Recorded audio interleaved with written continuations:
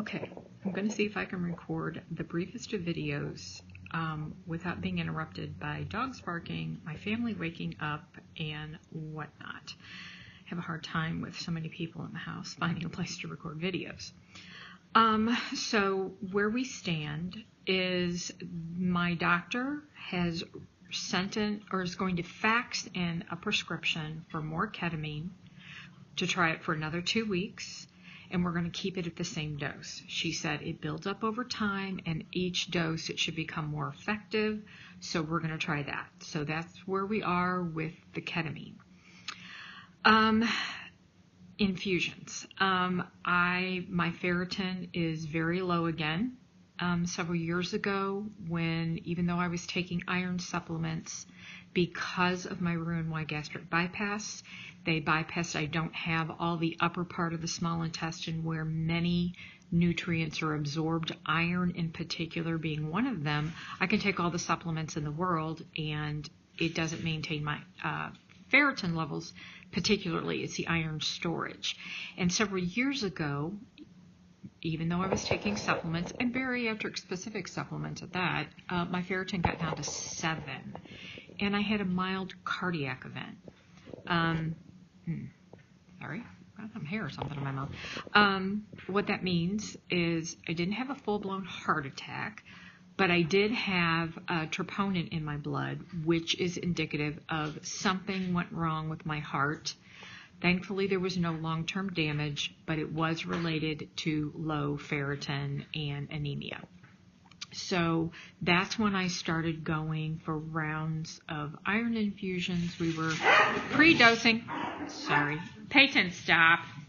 We were pre-dosing with medicines because I'd never had iron infusion. First one went well. The subsequent 2 and 3, number 2 and 3, we changed iron forms, and I ended up with anaphylactic reactions. So I went years back to supplements. I tried liquids. I've tried herbal things. I've tried every form of iron orally that I can.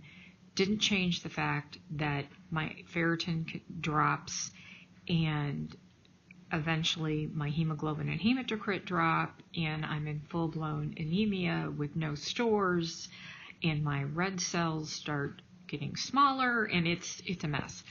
The last infusion that I had was in 2015, I want to say, and this is December of 2017. So it's been 2 years, but it drops and then it kind of holds and then it drops and then it kind of holds, because after an infusion I was like a little over 100 in ferritin. It was just ever so slightly high, but it doesn't stay there.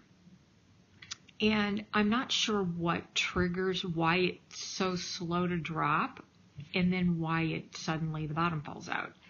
But in June of 2017, my ferritin was 42, which is okay. Optimal is like 60 to 90, but 42 is not bad. But in, what was it, a week or so ago, 2 weeks ago I went. And so just 4 months later, my ferritin's 11. So it's like it dropped a whole lot, and now I don't have any wiggle room. So I'm going to have to call the hematologist. My primary referred me to a hematologist to handle this because it requires spacing out the iron infusion over like 2 weeks, like every other day. Peyton, stop. And pre-dosing with 3 pre-dosings of steroids and Benadryl to try to get me through. That worked the last time in 2015. I did not have an allergic reaction, but my veins do not hold up well.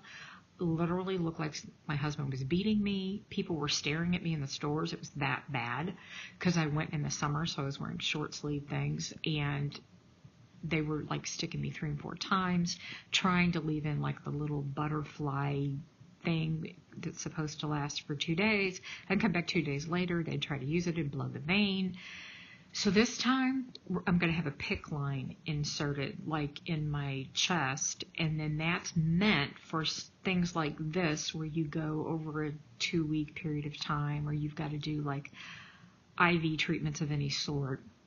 A PIC line is a good short-term solution so that they're inserting something in a big vein in your chest, kind of sew it in there, and it has little tube things sticking down, and I guess one's for infusing, one's for drawing blood. I don't know why there's 2 or 3 little different tube things hanging down from it. But that's what my primary agreed that we're going to do. So the scheduling place didn't call me to schedule with the hematologist. My biggest concern now, I'm going to have to call their office, which is not a problem. But my concern is that I'm a new patient with this doctor.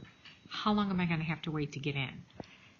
I don't have time to wait till February or March to get an infusion. I need an infusion like yesterday. So I'm going to call them this morning and explain the urgency and to see if I can't get in sooner than later. I have to meet with him, then we're going to have to schedule the PIC line procedure and then set up the infusions. And this time it'll be, it's about 20-30 minutes from my house is the next big town. That's where the hospital is. That's where most of my doctors are. And they have a cancer center there, which is usually where they do iron infusions. So I can have it done there. So that's where I'm at on the majority of my health stuff. My thyroid, saw that doctor yesterday.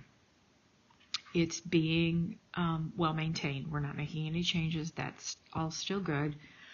I had another hypoglycemic episode yesterday while driving. Thankfully, my daughter was in the car, could hand me a glucose tablet, and that resolved that. But just not hungry. I'm just in general with the extreme cold that we're having. I've had osteoarthritis in my spine for quite a while, and that's been causing back pain. And every once in a while, I'd wake up and my hands were stiff and sore, but then I'd start using them and they were fine. I don't know what's happened since last winter, but oh my goodness, the cold is just absolutely excruciatingly painful. Things are hurting that never did. I can't even hardly open medicine bottles. And my fibro was flaring, so I'm getting roving pain. Like yesterday, it was like jaw pain, like back here, just aching. I'm probably going to pronounce it wrong, allodynia, where if you touch my skin, it hurts. I've been having that like on my wrist, on my one foot, and then a couple other places it seems to kind of move around a little bit. Everything's aching, everything's sore. I just feel like somebody beat me and left me for dead on the side of the road.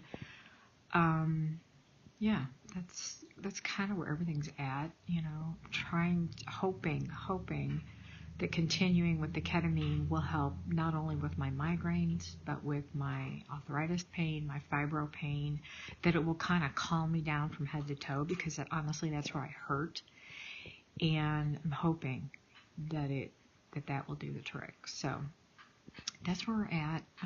We're looking at PIC lines, infusions, and all of that coming up very quickly, hopefully very, very quickly.